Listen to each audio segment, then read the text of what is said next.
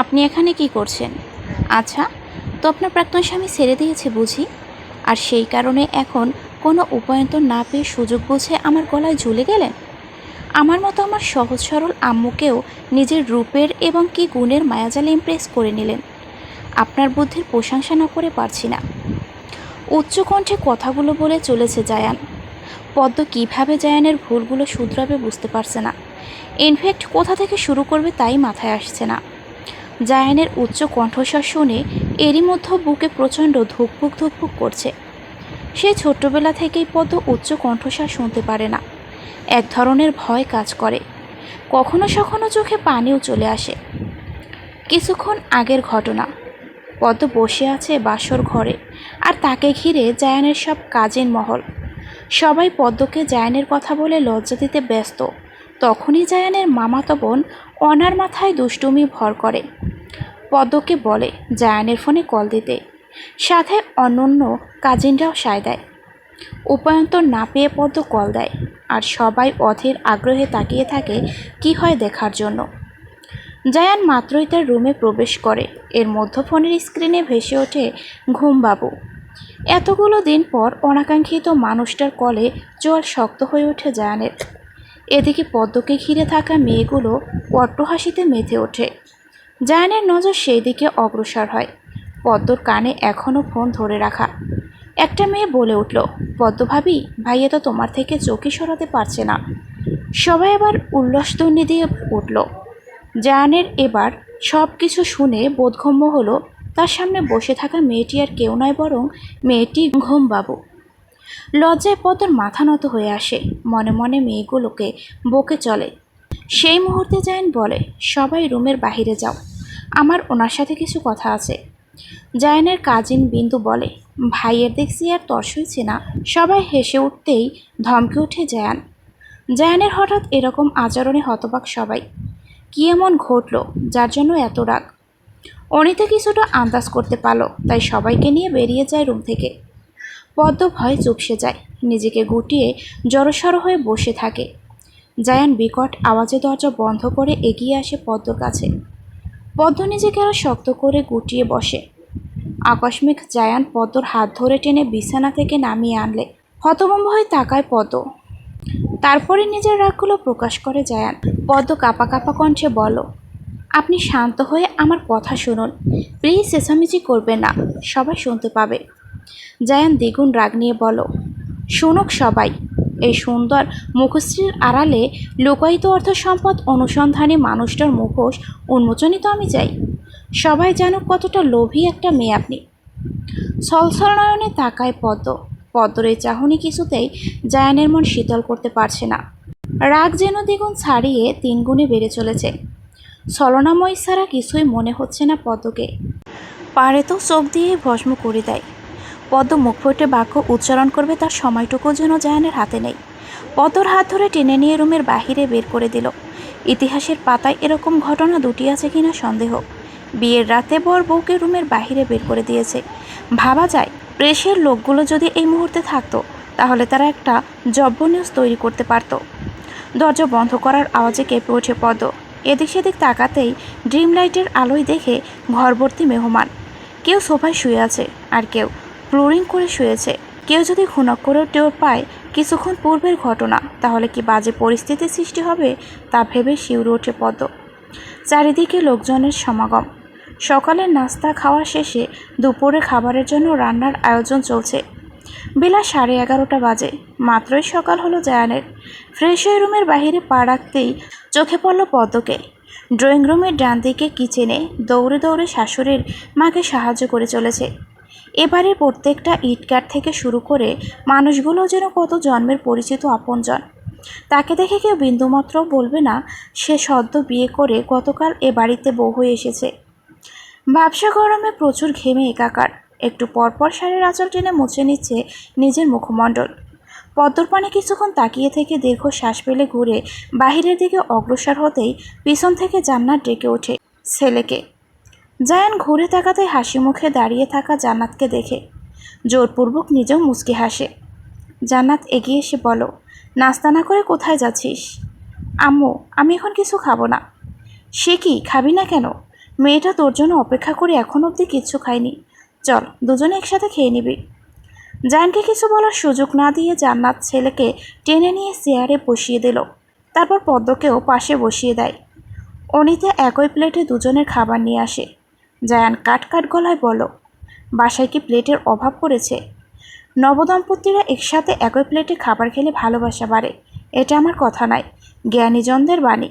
আর তাদের বাণী চিরন্তন সত্য। কিন্তু অনিতা শয়তানি হাসি দিয়ে এখান থেকে প্রস্থান করে।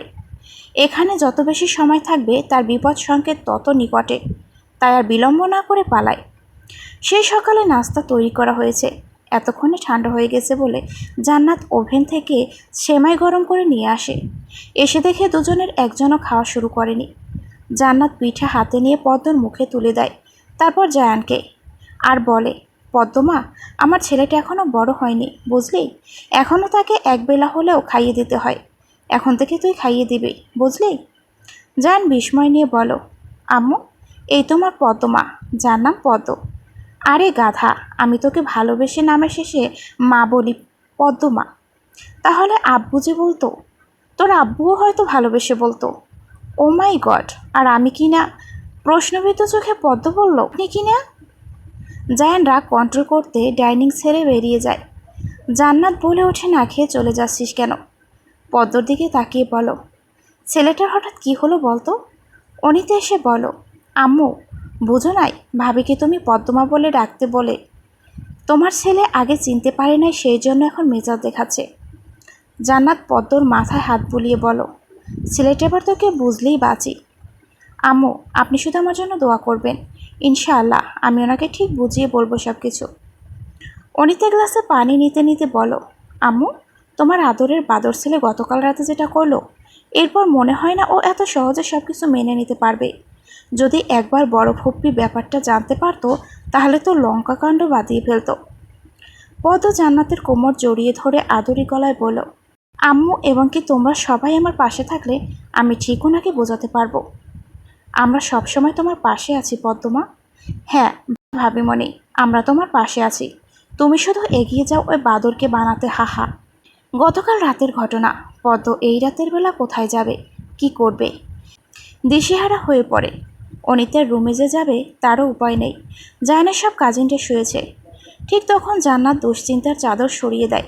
জায়ানের আব্বুকে অন্য রুমে পাঠিয়ে নিজের রুমে এনে পরম মমতায় ঘুম পড়িয়ে দেয় পদ্মকে। জায়ান এরকম কিছু করতে পারে তার আভাস আগেই পেয়েছিল জান্নাত। একজন জননীর গুণ তো এতেই নিহিত, তাই তো সময় মতো পদ্মকে নিজের আঁচলে আশ্রয় দিতে পারল। পা টিপে টিপে পদ্ম এগিয়ে যাচ্ছে। আজকে আবার জায়ান কী কাণ্ড করে বসে আল্লাহ পাক জানেন। সারাদিন এটা ওটা করে বাহিরে কাটালেও রাতে তো আর রুমে না গিয়ে উপায় নেই। হাজারো চিন্তাভাবনা করতে করতে দরজার কাছে থমকে দাঁড়ায় পদ্ম। ভিতরে পা ফেলতে যেন ভয় করছে। তখন জায়ান এসে বলো, ওয়েলকাম ওয়েলকাম, আপনার জন্য অপেক্ষা করে চলেছি ঘুমবাবু। পদ্মর চক্ষু বিস্ফোরিত হয়ে বলো, আমার জন্য? কেন বলুন তো? জায়ানের চোখে মুখে শয়তানি হাসি। হাসির রেশ নিয়ে বলো, আমার 10টা না 5টা না, একটা মাত্র বউ আমার একটা মাত্র রুমে আসবে। আমার একটা মাত্র বউয়ের একটা মাত্র স্বামী হয়ে তার জন্য অপেক্ষা করব না? সে কি হয় বলুন? আসুন আসুন, আমার একটা মাত্র বউ একটা মাত্র রুমে এসে আপনার একটা মাত্র স্বামীকে ধন্য করুন। সে যে আপনার অপেক্ষায় প্রহর গুনছে। হঠাৎ কি হলো জায়ানের? পদ্ম কী করবে ভেবে পাচ্ছে না। সব চিন্তা বাদ দিয়ে দৌড়ে দিতে নিলেই খপ করে হাত ধরে নেয় জায়ান। দরজার সাথে চেপে ধরে বলো, কোথায় পালাচ্ছেন? এসব কি অসভ্যতামি করছেন? যে কোনো সময় কেউ চলে আসবে। I don't care. তো এবার বলুন, আপনার প্রাক্তন স্বামী ডিভোর্স দিল নাকি আপনি দিলেন? আস্তাক ফিরুল্লাহ, আস্তাক ফিরুল্লাহ। এই মাইয়ের আগেও একবার বিয়ে হয়েছে। আয় হায় রে, আমার জায়ান বাবার জীবনটা নষ্ট হয়ে গেল রে। বলা নেই কওয়া নেই, হঠাৎ কোথা থেকে যেন এসে খোরশেদা মানে জায়ানের বড় ফুফি মরা কান্না জুড়ে দেয়। এখন দেখার পালা পদ্ম বেচারির কী হয়। জমিতে শত ধান গাছ রোপণ করা পানিতে কোলাব্যাং মশাইলের ঘ্যাং ডাকে মুখরিত চারিদিক। গ্রাম অঞ্চলে যাকে বৃষ্টি আসার পূর্বাভাস বলে, তার সাথে প্রকৃতি ও নতুন রূপে সতেজ হয়ে উঠবে। যেখানে পা রাখবে সেখানে সবুজের স্পর্শে শরীরে প্রতিটি অঙ্গ প্রত্যঙ্গ ভালো লাগার বেলায় ভাসবে। এরই মধ্যে বাতাস বইতে শুরু হয়েছে। রান্নাঘরের জানালাটা বন্ধ করা হয়নি মনে পড়তেই রুম থেকে বেরিয়ে আসে জান্নাত। শেষের সিঁড়িতে পা ফেলতেই খোরশেদার বিলাপ শুনতে পায়। রান্নাঘরে আর না গিয়ে খোরশেদার বিলাপ অনুসরণ করে জায়ানের রুমের কাছে এসে কিছুই বুঝতে পারল না, তাই জিজ্ঞাসা করল, আপা কি হয়েছে? এই মাইয়ার আগেও একটা বিয়া হইছে, তুমি জানতা না? কোনো খোঁজ খবর না নিয়া কেমনে পালা জায়ানের গলায় জুলাই দিতে? আপা আপনার কোথাও ভুল হচ্ছে। পদ্ম মুখের কথা কেড়ে নিয়ে তেজ দেখিয়ে খোরশেদা বলো, আমি নিজের কানে শুনছি, জায়ান নিজে কইছে ওই কথা। এরপরে তোমার কোনো সাফাই শুনমু না আমি। এই মাইয়ারে কাইলি বিদায় করুন। পদ্মর চোখে মুখে ভয়ের ছাপ স্পষ্ট। জায়ানকে ছেড়ে যেতে হবে, কথাটা যেন তীরের মতো আঘাত করল। জায়ান পদ্মর কাছাকাছি থাকায় খামচে ধরল জায়ানের হাত।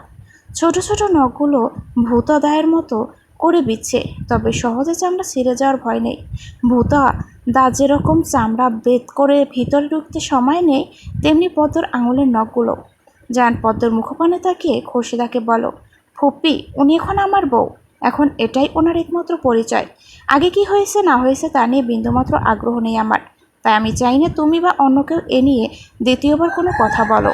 যদি বলো তাহলে আমাকে আরে বাড়িতে দেখতে পাবে না। ছেলের এরকম মন মানসিকতার পরিচয় এবং স্ত্রীর পরায়ণতা দেখে জান্নাতের চোখে পানি চলে এলো, কিন্তু খোরশেদা সন্তুষ্ট হতে পারল না। রাগে দুঃখে গট গট পায়ে নিজের রুমে চলে গেল। জান্নাত এগিয়ে এসে ছেলের কপালে চুমু এঁকে দিয়ে পদ্মর কপালে চুমু এঁকে দিল। তারপর শুভরাত্রি বলে জান্নাত চলে যেতেই জায়ান রুমে এসে গান ছেড়ে বারান্দায় চলে গেল। বারান্দায় গ্রিলে হাত রাখতে চোখে পড়ল ইংরেজি লেটার ইওর মতো করে হাতে দাগ বসে আছে 5টি। আনমনে নিজ হাতে নিজের ঠোঁট ছুঁয়ে দেয় জায়ান। রুমে শিল্পী নচিকতার গান বাজছে। আনমনে তারই ছবি এঁকেছি, তার স্বপ্নের স্রোতে ভেসেছি। সে আমার হৃদয়ের স্পন্দন, তার চোখে আকাশকে দেখেছি। ঝর্ণার জল যেন হয় না, তার ছবি তাকে খুঁজে পায় না। ঝর্ণার জল যেন হয় না, তার ছবি তাকে খুঁজে পায় না। পদ্ম জানে আজ থেকেই তার জীবনের গান নামক অত্যাচার শুরু। এর কারণ কি? কারণ জায়ানের গান প্রচুর পছন্দ, আর গান সবচেয়ে বিরক্তিকর পদ্মর কাছে। 3 বছর আগে যখন জায়ানের সাথে কথা হতো তখন অনেক বুঝিয়ে ও গান ছাড়াতে ব্যর্থ হয়। তবে জায়ান বলেছিল, ঘুমবাবু আপনাকে পেলে গান শোনা ছেড়ে দেব আমি। সেই সময় পদ ছিল, তকদিরে থাকলে হবে।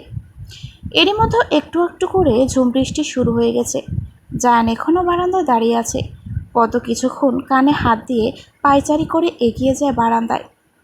গান শোনার সাথে সাথে রাত জেগে থাকতে প্রস্তুত তো আপনি? পদ্ম বারান্দায় যেতেই কথাটা বলল জায়ান।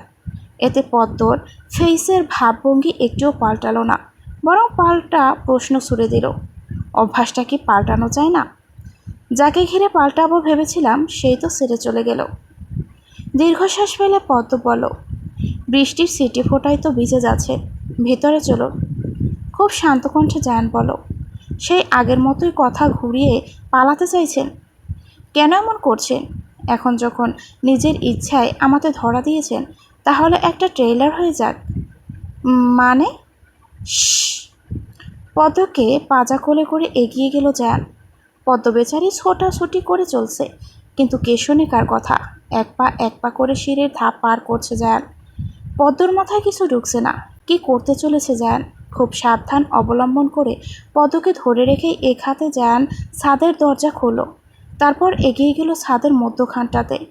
পদ্মকে নামিয়ে প্রাণ ভরে দম নিয়ে পদ্মর এক হাত নিজের কাঁধে রেখে অন্য হাত মোলায়েমে ভাব নিজের হাতে রাখলো, আর নিজের বাম হাতটা পদ্মর শাড়ি বেদ করে কোমরের জায়গা করে নিল।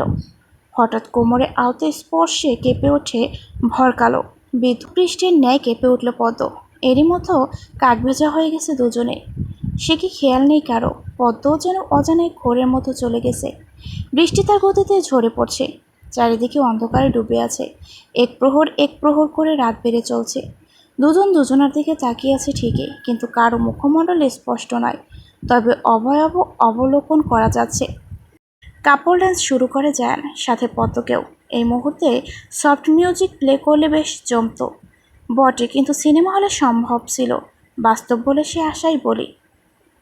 আমার ভালোবাসা আপনার মতো ঠুনকো নয় যে আপনার মতো আমিও আপনাকে ছেড়ে দেব, তবে আগের মতো করে ভালোবাসতে পারবো কিনা জানি না। আমার ভালোবাসা ঠুনকো? ঠুনকো নয় বলছেন? আপনাকে আমার অনেক কথা জানানোর আছে, শুনবেন? ছলনাময়ের কথা শোনার বিন্দুমাত্র আগ্রহ নেই আমার। জায়ানের কথার আঘাতে হাত পা থেমে গেল পদ্মর। জায়ানকে ছেড়ে চলে যেতে নিলে শক্তপোক্তভাবে আটকে রাখে যান। এখানে আমার ইচ্ছায় এসেছেন আপনি, তাই আমার ইচ্ছাতেই ফিরে যাবেন। আমার খুব কষ্ট হচ্ছে ভিজতে। যান, মুক্ত করে দিলাম, চলে যান। পদ্মকে ছেড়ে দিয়ে রেলিং ঘেঁষে দাঁড়িয়ে রইল জায়ান। পিছন থেকে পদ্ম বলো, আপনিও চলুন প্লিজ। এভাবে ভিজলে আল্লাহ না করুক ভালো মন্দ কিছু হয়ে যাবে, তাতে আপনার কি? পিছন থেকে জড়িয়ে ধরে মোলায়েম সুরে পদ্ম বলো, প্লিজ নিচে চলুন মিস্টার নির্ঘুম। দীর্ঘ 3 বছর পর পদ্মর মুখে মিস্টার নির্ঘুম ডাক শুনে আবেগে আপ্লুত হয়ে পড়ে যান। তাই আর অবাধ্য হতে পারল না। বাহিরে উঠোনে ডেকোরেশন করা হয়েছে। এখানেই বৌভাতের অনুষ্ঠানের আয়োজন করা হয়েছে। সব কিছু পরিপাটি করে সাজানো হয়েছে।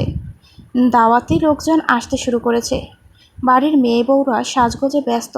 পদ্মকে সাজানো সদ্য শেষ করে মেয়েদের সাজানো শুরু করেছে পার্লার থেকে আনা মেয়ে দুটো। দাওয়াতি মহিলার নববধূকে দেখতে ভিড় জমাচ্ছে। পদ্ম সবাইকে সালাম দিয়ে কুশল বিনিময় করতেই ব্যস্ত। তবে পুরুষ মানুষের নববধূর রূপে প্রবেশ নিষেধ। ভুল ক্রমেও যেন পুরুষ মানুষ ঢুকে না যায় সে কারণে দরজার সামনে পাহারাদার হিসেবে নিযুক্ত আছে আলী, যে কিনা জায়ানদের ফরমায়েশ খাটে। আলী সহজ সরল খুব ভালো ছেলে বটে। জায়ানের পাশের গ্রামেই তার বাড়ি। বিয়ের জন্য পাত্রী খোঁজে চলছে, কিন্তু এখনও কোনো সুপাত্রীর খোঁজ মেলেনি। বলা বাহুল্য, জায়ানের শ্বশুরবাড়িতে একজনকে তার বড্ড মনে ধরেছে। অনুসন্ধান করে তার নাম জানা গেছে সীমা। আহা, কি সুন্দর নাম সীমা! তার সীমান্তে বন্দী হতে চায় আলী। দেখা যাক সেই সীমাকে নিজের করে পায় কিনা আলী। বেশ কিছুক্ষণ রুমের বাহিরে পায়চারি করছে জায়ান। মহিলাদের জন্য ভিতরে ঢুকতে পারছে না। তার মন পদ্মকে দেখার জন্য আকুল হয়ে আছে। আজকে নিশ্চয়ই গর্জিয়াসভাবে সাজিয়েছে পদ্মকে। পদ্মকে সব রকম সাজায় দারুণ সুন্দর লাগে জায়ানের কাছে। আগে যখন কথা হতো পদ্মর সাথে, তখন জায়ান 1 বছরের মতো ছবি চেয়ে ঘ্যাং ঘ্যাং করতে করতে একটা ছবি দেখতে পেত। তবে করার নিষেধাজ্ঞা জারি ছিল। জায়ান যেন কোনো মতে পদ্মের ছবি ডাউনলোড করে না রাখে। এ ব্যাপারে খুবই কঠিন ছিল পদ্ম। ছবি দিয়ে কিছুক্ষণ পর আবার ডিলিট করে দিত। জায়ানও বাধ্য ছেলের মতো মেনে নিত। কি আর করা, মেনে না নিয়ে অন্তত একবার হলে পদ্মকে দেখার সুযোগ তো হতো। বর্তমান উকিঝুঁকি দিয়ে দেখা যাচ্ছে পদ্মের রুমে আপাতত কেউ নেই। এই সুবর্ণ সুযোগ হাতছাড়া না করে রুমের দিকে এগিয়ে যায় জায়ান। দরজা দিয়ে প্রবেশ করতে নিলেই আলী বাধা দিয়ে বলো, পুরুষ মানুষে ঢোকা নিষেধ। এক থাপ্পড় মারব, তখন বুঝবি হারামজাদা কোথাকার। জায়ানের ধমকা চুপসে গিয়ে আলী বলো, ভাইজান সরি। মুচকি হেসে ভিতরে ঢুকে যান, গিয়ে পদ্মর সামনে দাঁড়ায়। মেরুন রঙের টিস্যু শাড়ি পরানো হয়েছে পদ্মকে। চুলগুলো খোপা করে বেলি ফুলের গাজরা সেট করা। মাথা থেকে শরীরের দুপাটটা জড়ানো। গলায় গোল্ডের কণ্ঠহারের সাথে গোল্ড প্লেটের সীতাহার সাথে গর্জিয়াস সাজ। এতে খুব অমায়িক সুন্দর লাগছে পদ্মকে, ঠিক যেন ফুটন্ত পদ্মফুল। পদ্ম হাতের চুড়িগুলো নেড়েচেড়ে দেখছিল। জায়ান একধানে তাকিয়েই আছে। পদ্ম বুঝতে পেরে লজ্জায় পড়ে যায়। যে কেউ যদি বেশি নয় 2 মিনিট ধরে তাকিয়ে থাকে, সেখানে একটা লজ্জার পরিবেশ সৃষ্টি হয়। আর এখানে তো জায়ান তাকিয়ে। পদ্ম নিজেকে ধাতস্থ করে জিজ্ঞেস করে, কিছু বলবেন? দিনকে দিন আপনার সৌন্দর্য বেড়েই চলেছে জুনিয়র পদ্ম। আপনার মাথা। হ্যাঁ, সবই আমার মাথা। দুজনেই মন ভরে হেসে দেয়, ঠিক আগের মতো। জান্নাত এসে দেখে ছেলে বউ দুজনেই মুখে হাসি, যা দেখে প্রাণ ভরে গেল। এগিয়ে এসে বলো, মাশাআল্লাহ, আমার ছেলে মেয়ে দুটোকে খুব সুন্দর লাগছে, কারো নজর না লাগুক। জান্নাতকে পিছন থেকে জড়িয়ে ধরে যান বলো, আমার মা জননী কম কিসে, আব্বু দেখলে তো মাথা ঘুরে পড়ে যাবে। তাই না বাঁধর ছেলে, মায়ের সাথে মজা হচ্ছে। জান্নাত দাঁড়ালো না, বেরিয়ে গেল মেহমানদের আপ্যায়ন করতে। জায়ান কাবার্ড খুলে কিছু করছিল, তখনই অনিতা এসে বলো, ভাইয়া দেখ কে এসেছে। What a present surprise. জেসি তুমি, কেমন দিলাম বলো। আমি কিন্তু খুব সারপ্রাইজড। হ্যাঁ, সেজন্যই তোমায় না বলে চলে এসেছি। কি গায়ে পড়া মেয়েরে বাবা। অনিতা, কে এই নেকার ষষ্ঠী? আসলে জেসি নামের মেয়েটি পরেছে তো একই ওয়েস্টার্ন ড্রেস, তার উপর জায়ানের সাথে লেপটে আছে। কে এই জেসি? কেউ সংকোচবোধ করবে না, নিজের বাড়ি মনে করে খাবেন। আর হ্যাঁ, প্রাণ ভরে ছেলে মেয়ে দুটোর জন্য দোয়া করবেন, তাদের ভবিষ্যৎ যেন উজ্জ্বল নক্ষত্রের মতো হয়। আরে ভাই, আপনি তো কিছুই নিচ্ছেন না। এই ওয়েটার, এখানে দেখো, ওনার কি লাগবে। জি স্যার। ভাইজান, আপনি এত ব্যতিব্যস্ত হবেন না। আমি আর কিচ্ছু নিব না। কি বলেন, এখনও তো গরুর গোশত নিলেনই না? না ভাই, ডায়াবেটিক্সের জন্য অল্প অল্প খেয়ে কোনো রকম দিন পার করে চলেছি। এরশাদ হোসেন বেশ প্রফুল্ল একজন মানুষ। ছেলের বিয়ে নিয়ে খুবই উৎসাহিত। ঘুরে ঘুরে মেহমানদের আপ্যায়ন করতে ব্যস্ত তিনি। সাথে তার 3 ভাই তো আছেই। ভাই বোনদের মতো এখনও খুব সুন্দর সক্ষতা বিদ্যমান। আজকালকার যুগে এমন যৌথ পরিবার খুব কমই চোখে পড়ে। আচ্ছা জায়ান, মুস্তাফিজ, তোমাদের বাসায় কি আছে আজকে? চারিদিকে এত ডেকোরেশন করা হয়েছে, নিশ্চয়ই কোনো পার্টি থ্রো করেছ, তাই না? জায়ান খানিকক্ষণ পদ্মর পানে তাকিয়ে থেকে কণ্ঠস্বর খাদে নামিয়ে বলো, তেমন কিছু নয় জেসি। চলো, আম্মুর সাথে দেখা করবে। আচ্ছা চলো, আন্টি তোমাকে দেখে চমকে যাবেন। দুজন কথা বলতে বলতে দোতলা থেকে নিচে নেমে গেল। এদিকে যেন বাতাসের বেগ ছুটে এসে পদ্মের আঁখি প্লবনে পানি জমে গেল। অনিতা খেয়াল করে বলল, ভাবিমণি তুমি কাঁদছো? মেয়েটা ভাইয়ার জাস্ট ফ্রেন্ড, আর কিছু না। আসলে জায়ানের এরকম খামখেয়ালি জবাবে কষ্ট পায় পদ। আজকে এরকম একটা বিশেষ দিন জায়ান কিভাবে পারলো বলতে? তেমন কিছু নয়। আমার জুনিয়র পদ কোথায়?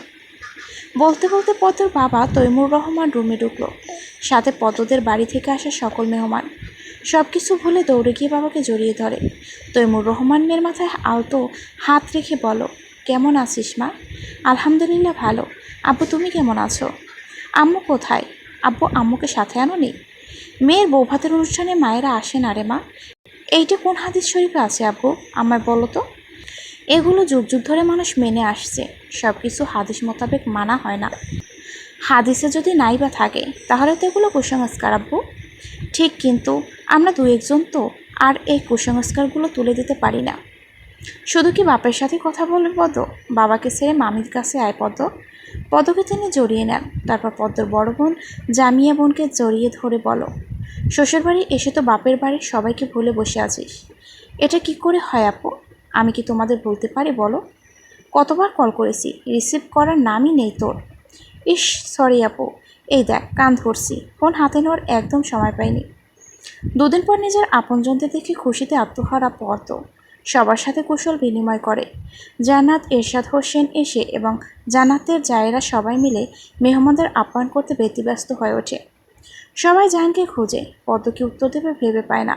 তার মেয়ে বন্ধুর হাত ধরে কোথায় গেছে এটা তো আর বলা যায় না, তাই চুপ করে থাকে। জামিয়া পদ্মকে কিছুটা দূরত্বে টেনে নিয়ে যায় আর সন্দেহ নিয়ে জিজ্ঞেস করে, জায়ানের সাথে তোর সব কিছু মিটমাট হয়েছে তো? আমতা আমতা থাকে পদ্ম। বোনকে সবটা জানানো ঠিক হবে কিনা ভেবে পায় না।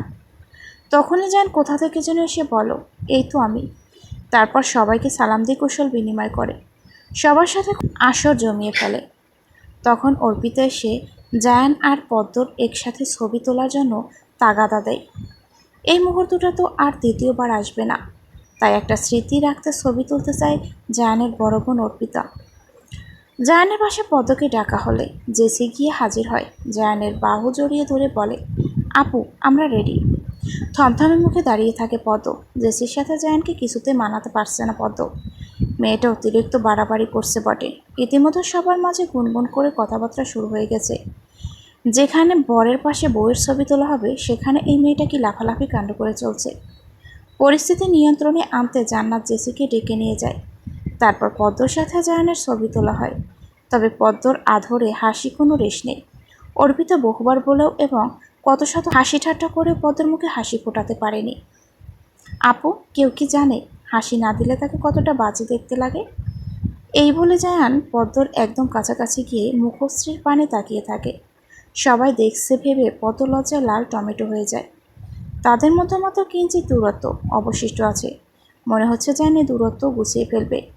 এর মধ্যে সিঙ্গেলবাসীরা চেঁচিয়ে বলো, ভাবিমণি হাসি দাও, পদ্ম হাসি দাও, জুনিয়র পদ্ম হাসি দাও, আমরা একটু তোমাদের থেকে শিখি, ভবিষ্যতে কাজে লাগবে। শেষের কথাটা শুনে পদ্ম হাসি ধরে রাখতে পারল না, মুচকি হাসি পার করে গেল। এর মধ্যে কিছু ছবি অর্পিতা তার ক্যামেরাতে বন্দি করে নিল। সবশেষে বর কনের খাওয়া দাওয়ার পালা। এখানেও পিছু ছাড়ল না নেকার ষষ্ঠী জেসি। জায়ানের ডান পাশে পদ্ম আর বাম পাশে বসলো জেসি, সাথে অনিতা, জামিয়া, অর্পিতা, জায়ানের আরও কাজিন সহ।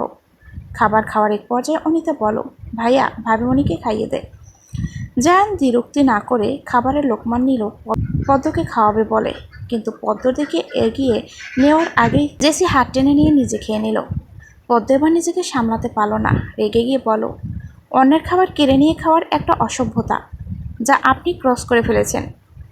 জেসি নেকামো করে বলো, এই সামান্য কারণে মেয়েটা আমাকে অসভ্য বলল। জান, তুমি কিছু বলবে না? ওনার হয়ে আমি তোমাকে সরি বলছি জেসি, প্লিজ তুমি খাবারটা শেষ করো। আর পদ্ম, এই সামান্য কারণে এভাবে বলার কিছু হয়নি, আমি আপনাকে খাইয়ে দিচ্ছি, হা করুন। পদ্মর আঁখি প্রবণ দুটো পানির গতিতে আটকাতে পারল না, তারা অবদ্ধ হয়ে গাল বেয়ে ঝরে পড়ল। খাবার ছেড়ে দৌড়ে রুমের দিকে চলে গেল পদ্ম। পদ্ম চলে যেতে অর্পিতা সহ সবাই বকাঝকা শুরু করলো জায়ানকে। শেষে জায়ানও না খেয়ে টেবিল ছাড়লো। এতে যেন জেসি পৈশাচিক আনন্দ পেল। ধীরে ধীরে মেহমানরা বিদায় নিতে শুরু করলো। তৈমুর রহমান তার বেয়াই এরশাদ হোসেনকে বলো, ভাই, এবার মেয়ে জামাইকে নিয়ে যাওয়ার অনুমতি দিলে খুব খুশি হব। ভাই, এভাবে বলে আমাকে লজ্জা দেবে না, ওরা অবশ্যই যাবে। তারপর জান্নাতকে ডেকে বলো, বিয়ে সাহেব তো বিদায় দিতে চাচ্ছেন। জায়ান পদ্মকে বলো তৈরি হতে, আমি এক্ষুনি ওদেরকে পাঠাচ্ছি। পদ্ম বোরকা পরে তৈরি হয়ে আসে, এসে সবাইকে বলে, বড় আব্বু বড় আম্মু, মেজো আব্বু মেজো আম্মু, সেজো আব্বু সেজো আম্মু, ছোটো আব্বু ছোটো আম্মু, তোমরা সবাই চলো আমাদের সাথে। ছোটো ফুপি বড় ফুপি আপনারাও চলো। খোরশেদা টিপ্পনি কেটে বলো, পোশাক আশাক পইরা অনেক হইতেছো, চলো সবাই, আমাগুলোকে কি মস্কারা করতেছো? খোরশেদার এমন কথায় মাথা নিচু করে দাঁড়িয়ে থাকে পদ্ম। গতকাল রাতের ঘটনা নিয়ে যে খোরশেদা রেগে এভাবে কথা বলছে জান্নাত বেশ বুঝতে পারল। তাই যারা পদ্মর সাথে যাবে তাদের তাগাতা দিয়ে গাড়িতে গিয়ে বসতে বলে। তারপর পদ্মকে আর জানকে নিয়ে যায় গাড়ির কাছে। জান ক্ষীণ স্বরে বলো, আম্মু, জেসি আমাদের সাথে আসুক, অনিতা সহ সবাই যাচ্ছে, বেচারি একা মন খারাপ করবে। মেয়েটা যেভাবে সবার সামনে সিনক্রিয়েট করে, ওকে সাথে নেওয়া ঠিক হবে না। তুমি চিন্তা করো না আম্মু, আমি ম্যানেজ করে নিব। আচ্ছা, তবে দেখিস কিন্তু। তুমি চিন্তা করো না আম্মু। আচ্ছা, সাবধানে যাস। আল্লাহ হাফেজ। আল্লাহ হাফেজ। এতক্ষণ জাইনের কথাগুলো শুনে শুনে ভিতরে ভিতরে রাগে বসতে পদ মনে মনে ঠিক করলো নেকা ষষ্ঠীর একটা ব্যবস্থা করবে। এরপর শাশুড়ি মাকে সালাম জানিয়ে গাড়িতে ওঠে পদ। এবার দেখার পালা নেকা ষষ্ঠী পদর বাড়িতে গিয়ে কী করে। পরন্ত বিকালে সূর্য মামা ধীরে ধীরে যখন আস্ত যাচ্ছে পশ্চিমে, ঠিক তার পূর্ব দিকে ধর্নাগদা নদীর তীরে দাঁড়ালে প্রকৃতির দৃশ্যটা দেখার মতো হয়। প্রথমে থই থই করে ভয়ে চলা নদীর পানি, তার সামনে বেড়িবাঁধ, যেখানে রয়েছে বিভিন্ন ধরনের গাছগাছালি, আর এর উপরে সূর্য মামা। এছাড়াও নদী পার হয়ে এর দক্ষিণে অবস্থিত চৌধুরী সাহেবের ইটের ভাটা। শহর থেকে অনেকে গ্রামে বেড়াতে আসলে ঘুরতে যায় সেখানে। চারিদিকে ইট আর ইট, দৃশ্যটা অবশ্য দেখার মতো বটে। আর ওখানকার একটি ছোট গ্রামের মেয়ে জুনিয়র পদ কুমিল্লা জায়ানদের বাড়ি থেকে আসতে আসতে রাত হয়ে যায়। আজকে আর এই দৃশ্য দেখার নয়, তাই পদ্মর কাজিনরা ঠিক করে আগামীকাল জায়ান এবং তার সাথে আসা মেহমানদের সবটা ঘুরিয়ে দেখাবে। পদ্মদের বাড়িতে পিঠা তৈরি থেকে শুরু করে রান্নাবান্নার ধুম পড়ে গেছে। বাড়ির ছোট জামাইকে আপ্যায়নের যেন ত্রুটি না হয় সেই দিকে খুব সতর্ক অবলম্বন করে চলেছে ইলোরা। পদ্ম নিজের বাড়ি এসে ফুরফুরে মেজাজ আছে, আর জায়ানকে ঘিরে আছে তার সব শালিকারা। পাশে বসে আছে জেসি। সবাই খোশমেজাজ গল্পগুজব করতেই ব্যস্ত। এর মধ্যে ইলোরা সকলের জন্য গরম গরম দুধ খিলি পিঠা নিয়ে এসেছে। সকলের আনন্দের সহিত পিঠা খেতে শুরু করে। জায়ান অনেকক্ষণ যাবৎ লক্ষ্য করছে পদ্ম এই রুমে একবারও আসেনি, তাই সবাইকে বলো, আমি একটু আসছি। নেকার ষষ্ঠী জেছি বলো, পিঠে খেয়ে তারপর যাও, চলে আসবে এক্ষুনি। পদ্ম বারান্দায় বসে বসে খুশি মনে আইসক্রিম খাচ্ছে। আইসক্রিম তার খুব পছন্দের তালিকার একটা। খেতে খেতে বাহিরে আকাশ দেখে চলেছে। বারান্দার সামনে হাসনেহেনা গাছের ফুলের সুবাসে সৌরভিত হয়ে আছে চারিদিক। এই মুহূর্তে পদ্মের পরিবেশটা খুব উপকার করছে। কোন আইসক্রিম খেতে খেতে শেষের একটুখানি বাকি ছিল। পদ্ম হা করে যেই না শেষাংশ মুখে ঢোকাবে, ঠিক তখনই আচমকা কেউ এসে ছিনিয়ে নিয়ে যায়। এতে খুব বিরক্ত হয় পদ্ম। পাশে লক্ষ্য করে দেখলো জায়ান শেষাংশটা খুব তৃপ্তি ভরে খাচ্ছে। পদ্ম বিরক্তি ভরা কণ্ঠে বলো, কি হলো এটা?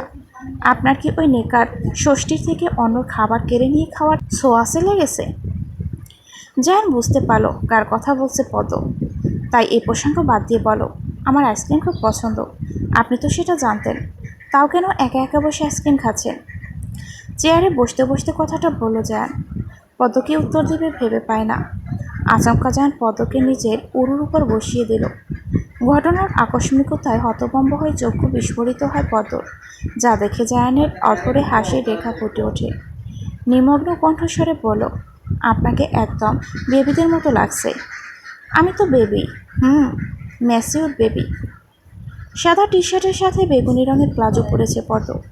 বলা বাহুল্য, পদ্ম মাসখানেক আগে 23 বছরে পদার্পণ করেছে, অথচ ওকে দেখে 16-17 বছরের কিশোরীর মতো মনে হয়। ফেসে দেখতে বাচ্চা বাচ্চা কিনা, যে কিনে প্রথম ভালো লাগা জায়ানের।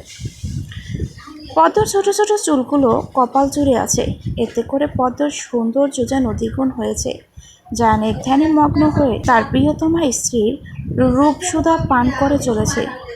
পদ্মলজায় মুখ লুকায় জায়ানের প্রশস্ত বুকে, এতে করে বিস্তর হাসে জায়ান। এভাবে নীরবে নিভৃতে বেশ কিছু সময় পার করে দুজনে। হঠাৎ কি যেন হলো, পদ্ম ঠান্ডা লেগে গেল। বেচারি কাশিতে দিতে দিতে নাজেহাল অবস্থা। জায়ান ব্যস্ত পায়ে পদ্মকে রুমে নিয়ে আসে। পদ্মকে গায়ে ওড়না বা চাদর জড়িয়ে নিতে বলে। দ্রুত পায়ে বেরিয়ে যায় রুম থেকে। তারপর আবার 2 মিনিটের মতো ফিরে এসে বলো, আপনি এখন অবধি গায়ে কিছু জড়াননি কেন? এত ব্যস্ত হবে না, এরকম শুকনো কাশির সাথে আমি অভ্যস্ত আছি। হ্যাঁ, কাশি কম বেশি সবারই হয়, তাও আপনি আমার কথা শুনুন। পদ্ম আর দ্বিরুক্তি না করে কাবার থেকে সাদার মধ্যে বেগুনি পাড়ের একটা চাদর গায়ে জড়িয়ে নিল। তখন জামিয়া আসে চা নিয়ে। জায়ান বলো, নিন চাটা খেয়ে নিন, দেখবেন কাশি দৌড়ে পালাবে। জামিয়া চা দিতে দিতে বলো, ব্যাপার কি বলতো, তুই কি আবার এই সময় আইসক্রিম খেয়েছিস নাকি? পদ্ম আমতা আমতা করতে থাকে। জায়ান ভুরু কিঞ্চিত উঁচু করে সন্দেহ নিয়ে পদ্মের পানে তাকায়। পদ্ম বলছে না দেখে জায়ান বলো, হ্যাঁ আপু, উনি তো কিছুক্ষণ আগে আইসক্রিম খেলেন বারান্দায় বসে বসে। পরক্ষণে জামিয়ে রেগে তাকায় পদ্মর দিকে, রাগ নিয়েই বলো, পদ্ম, তোকে না আম্মু উল্টোপাল্টার সময় আইসক্রিম খেতে নিষেধ করেছে, তাও তুই লুকিয়ে লুকিয়ে আইসক্রিম খেতে গেলি, আবার কাশিও বাধাই ফেললি। আপু, আর হবে না, আম্মুকে বলো না প্লিজ। এই নিয়ে কতবার বলছিস, আর হবে না হিসাব আছে? পদ্ম হাতে করা গুনে বলো, এই তো 10 থেকে 15 বার হবে হয়তো। মারবো এক চড়, ফাজিল কোথাকার। জায়ের সাথে তাল মিলিয়ে বলো, আপু মেরেই দিন, আমি আছি আপনার পক্ষে। আচ্ছা আপু, ওনার কি ঠান্ডার প্রকোপ আছে? হ্যাঁ, তাই ওর অসময় ঠান্ডা জাতীয় কিছু খাওয়া নিষেধ। একবার টনসিল ফুলে যা অবস্থা হয়েছিল, বেশি বাড়াবাড়ি কিছু হয়নি আল্লাহ পাকের রহমতে, না হয়তো অপারেশন করতে হতো। জামিয়া চলে যায় রুম থেকে। জামিয়া যেতেই জায়ান বলো, আপনি সেজন্যই তখন চুপি চুপি আইসক্রিম খাচ্ছিলেন। যাই হোক, শাস্তির খাতায় আরও একটা যোগ হলো। মানে? আজ থেকে আপনি আর আইসক্রিম খাচ্ছেন না। পদ্ম কনফিডেন্স নিয়ে বলো, চ্যালেঞ্জ অ্যাকসেপ্ট করলাম। রাতের খাবার খাওয়া শেষে যার যার রুমে চলে যায় সবাই। পদ্ম বসে বসে ফেসবুকে অনলাইন শপিংয়ে শাড়ি অর্নামেন্টস দেখছে। জায়ান পদ্মর পাশে বসে বলো, কি করছেন? তেমন কিছু না। পদ্মর কথা শেষ না হতেই দরজায় করাঘাত শুরু হলো। জায়ান বলো, দেখুন তো কে এসেছে। পারতাম না। পারবেন পারবেন। পারবো না মানে পারবো না। আপনি সেই আগের মতোই রয়ে গেছেন গুমবাবু। বলতে বলতে উঠে যায় জায়ান। পদ্ম যে খুব অলস প্রকৃতির তা পদ্ম নিজেই বলতো জায়ানকে। তখন জায়ান বলতো, আমাদের যদি বিয়ে হয় তাহলে আপনার সব আলসেমি ভেঙে দেব আমি। জায়ান দরজা খুলে দেখে জেসি দাঁড়িয়ে আছে। জায়ান পদ্মর দিকে তাকিয়ে মনে মনে দুষ্টু বুদ্ধি করে বিস্তার হেসে বলো, আরে জেসি, বাহিরে দাঁড়িয়ে আছো কেন? ভেতরে এসো। পদ্ম ফোন থেকে মনোযোগ সরিয়ে তাদের পানে তাকায়। জায়ানের জন্য স্পষ্ট দেখতে পাচ্ছে না কে এসেছে। জেসি বলো, জায়ান মুস্তাফিজ, তুমি তো এত তাড়াতাড়ি ঘুমাও না, রাইট? ছোটবেলা থেকে জায়ানের রাতে ঘুম আসে না। শেষ রাতে কি ঘুমায়, নয়তো ফজর নামাজ পড়ে তারপর ঘুমায়। জেসি আবার বলো, খুব বোরিং লাগছে, চলো আমরা সাথে যাই। জায়ান যেন এরকম কিছুই ভাবছিল, তাই জেসির কথায় বলো, আচ্ছা চলো, দুজনে মিলে রাতের আকাশ দেখবো আর চকলেট খাবো। Wow, chocolate? কিন্তু এই মুহূর্তে কোথায় পাবে? জায়ান রুমে এসে পদ্ম টেবিল থেকে চকলেট বক্সটা নিয়ে জেসিকে নিয়ে এগিয়ে যায় ছাদে। পদ্ম এতক্ষণ নীরব দর্শকের মতো সবটা অবলোকন করলেও এখন রাগে ফুঁসছে। ফুঁসতে ফুঁসতে সারা রুম জুড়ে পায়চারি করতে থাকে। তারপর রুম থেকে বেরিয়ে কাজিনদের রুমে গিয়ে দরজায় টোকা দেয়। ফারিহা ঘুম ঘুম চোখে দরজা খোলে। পদ্মকে দেখে বলো, আপু তুমি, কিছু লাগবে? পদ্ম বলো, তোমরা সবাই ঘুমিয়ে আছো, আর ওদিকে আমি একটু শান্তিতেও থাকতে পারছি না। ফারিহা দুশ্চিন্তা নিয়ে বলো, কি হয়েছে আপু? বলছে আগে ভিতরে চলো। তারপর রেশমা, সোমাইয়া, শিমু, কলি সবাইকে ডেকে তুলে ঘুম থেকে। সবগুলো ঘুমে বিভোর হয়ে আছে, তাই পদ্ম বলো সবাইকে ফুচকা ট্রিট দিবে। এরকম ট্রিটের কথা শুনে গুলোর ঘুম দৌড়ে পালায়। তারপর সবাইকে নিয়ে প্ল্যান করে জেসিকে উচিত শিক্ষা দিবে। এদিকে জেসি বকবক করেই যাচ্ছে। জায়ানের খুব বিরক্ত লাগছে, কিন্তু তাও সহ্য করে যাচ্ছে পদ্মকে রাগাবে বলে এবং ঘুমোতে দেবে না বলে। জায়ান ছাদে না আসলে পদ্ম এতক্ষণে ঠিক ঘুমিয়ে পড়তো। জায়ান নিশ্চিত এখন পদ্ম ঘুমাচ্ছে না, বসে বসে রাগে ফুঁসছে। জেসির বকবক আর ভালো লাগছে না বলে ফোন বের করে গ্যালারির ছবি দেখতে থাকে। দেখতে দেখতে পদ্মর একটা ছবির সামনে আসে, প্রায় 3 বছর আগের ছবিটা, যেখানে পদ্ম বইটি হাতে নৌকা চালাতে ব্যস্ত। ছবিটা জুম করে পদ্মর মায়া ছড়ানো ছোট ছোট চোখ দুটো দেখছে জায়ান। তখন পাশ থেকে কেউ বলো, এখনও মেয়েটাকে আগের মতো ভালোবাসেন?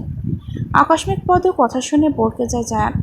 ফোনটা লক করে ট্রাউজারের পকেটে রেখে দেয়। আশেপাশে তাকিয়ে বলো, আপনি এখানে? জেসি কোথায়? উগানটা পাঠিয়ে দিয়েছে নেকার জোশটিকে। জায়ান চমকে উঠল। কি বলেন? পদ্ম ফিরেস গলায় বলো, কই কিছু না। আচ্ছা, আপনার মনে আছে আপনি একদিন বলেছিলেন আমাকে ঠিক এইভাবে পাশে নিয়ে রাতের আকাশ দেখবেন, আর বাসাটা হবে পুরন ঢাকার মতো।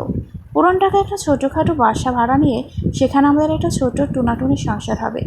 আমাদের মাঝে খুনসুটি ঝগড়া হবে, অভিমান হবে, কিন্তু রাগ হবে না।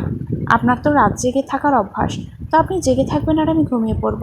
কিন্তু আপনি দুষ্টমি করে আমার ঘুম ভেঙে দিবেন, কিছুতে আমাকে ঘুমাতে দিবেন না। তারপর কাঁচা ঘুম ভাঙিয়ে পাজা কোলে করে বারান্দায় নয়তো ছাদে নিয়ে যাবেন। রাতে নির্মল আকাশ অবলোকন করবেন।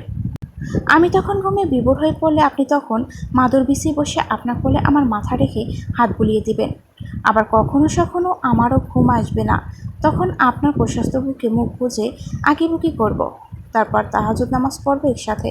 তাহাজ্জুদ নামাজ পড়ে জায়নামাজে একে অপরের কাঁধে মাথা রেখে তসবিহ পড়ব আর ফজরের আজানের অপেক্ষা করব। তারপর যখন আজান হবে তখন আপনি মসজিদে যাবেন নামাজ পড়তে, আর আমি ঘরে পড়ব। আপনি নামাজ পড়ে আসার পর কোরআন তেলাওয়াত করে ঘুমাবো আর উঠবো বেলা 12টায়। জায়ান মনোযোগ দিয়ে পদ্মের কথা শুনে চলেছে।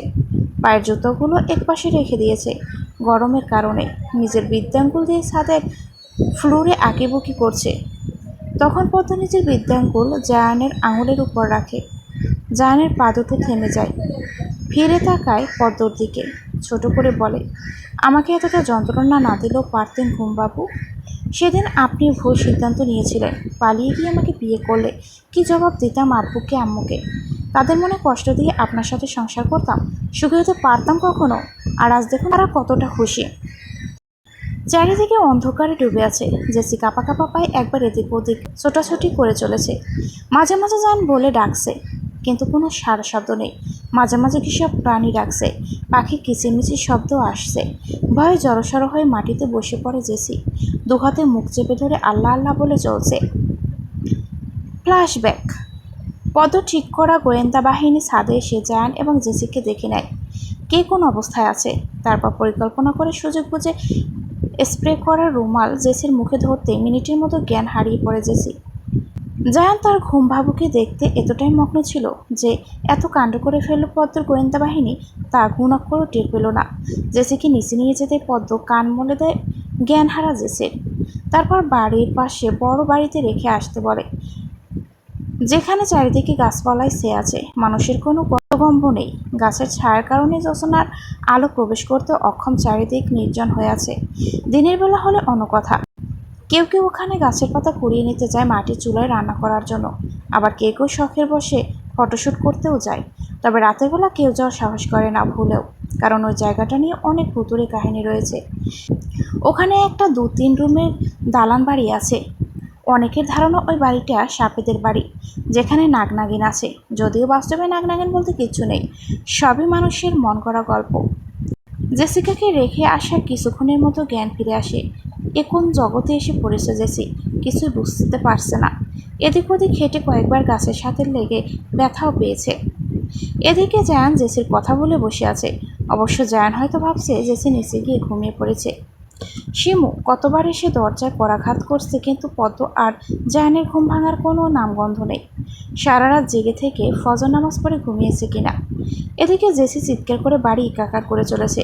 জেসি চিৎকার সরে বাড়ির সবাই হাজির। তৈমুর রহমান আর ইলুরা মাথায় হাত বুলিয়ে জিজ্ঞাসা করেছে, কি হয়েছে? জেসি কিছু না বলে খেতেই যাচ্ছে। রেশমা, সুমাইয়া, শিমু, কলি একে অপরের দিকে আর চোখে দেখছে। তখন রেশমা ফিসফিস করে বলো, আমরা আবার ধরা পড়ে যাব না তো? সুমাইয়া ধমকে উঠে বলো, ভিতরে ডিম কোথাকার, তুই এরকম মুখ করে রাখলে তো ধরা পড়বি। তুই বরং এদিকে আয় যা। রেশমা খুব ভীতু মেয়ে, তাই এখন ভয় পাচ্ছে। সবাই ব্যাপারটা জানতে পারলে মা তাকে বাড়ি ছাড়া করবে। মনে মনে সব আবল তাবল ভেবে কাঁপাকাঁপি অবস্থা। সুমাইয়া সাহস জুগিয়ে বলো, আপু আপনি বাচ্চাদের মতো এমনি কান্না করছেন কেন? কি হয়েছে বলেন? ও আচ্ছা, আপনি নিশ্চয়ই কোনো দুঃস্বপ্ন দেখেছেন তাই না? আসলে এরকম হয়, আমিও তো সেদিন রাতে কি ভয়ঙ্কর একটা দুঃস্বপ্ন দেখেছি। কি বলবো আপনাকে? সাদা শিমু তাল মিলিয়ে বলো, আচ্ছা আপু, আপনি কি কোনো ভয়ঙ্কর জঙ্গলের দুঃস্বপ্ন দেখেছেন? রেশমা ভয়ে চুপসে যায়, চোখগুলো বড় বড় করে তাকায় আর মনে মনে বলে, এই শিমুর বাচ্চা শিমু তো নিজেই আমাদের ফাঁসিয়ে দেবে। পেতনিটা জঙ্গলের কথা কেন বলছে? এদিকে শিমুর কথা শুনে জেসি ভয় আরও জড়সড় হয়ে বসে। তার সাথে চিৎকারের গতি বেড়ে যায়। শেষমেশ কলিয়ে মুখ হলো, আচ্ছা আপু, এরকম দেখছো না তো? জঙ্গলের চারিদিক অন্ধকারে ডুবে আছে। কাছের মানুষকে ডাকছো কিন্তু শুনছে না। পায়ের নিচে শুকনো পাতা কড়মড় করে শব্দ করে উঠছে। মাঝে মাঝে শিয়ালের ডাক শোনা যাচ্ছে, সাথে পাখির হৈ হুল্লোড়। জেসি কান্না থামিয়ে তীক্ষ্ণ চোখে তাকিয়ে বলো, তুমি কি করে জানলে যে আমার সাথে ঠিক এগুলোই হয়েছে? তৈমুর আর ইলুরা কিছুই বুঝতে পারছে না মেয়েগুলো সব কি বলে চলেছে।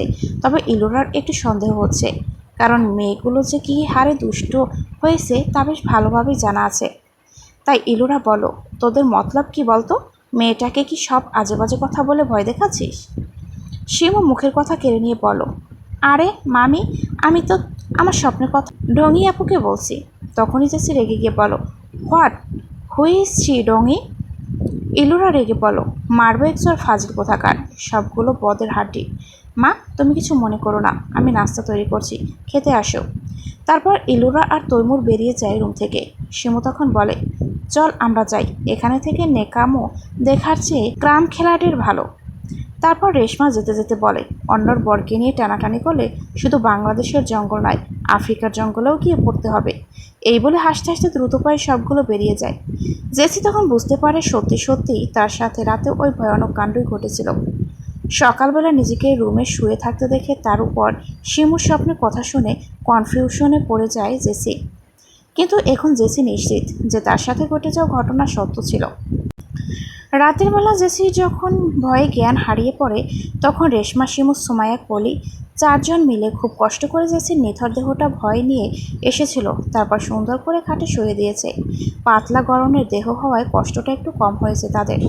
খাবার টেবিলে বসে আছে সবাই, নাস্তা করবে বলে। তখন জায়ান আর পদ্ম আসে।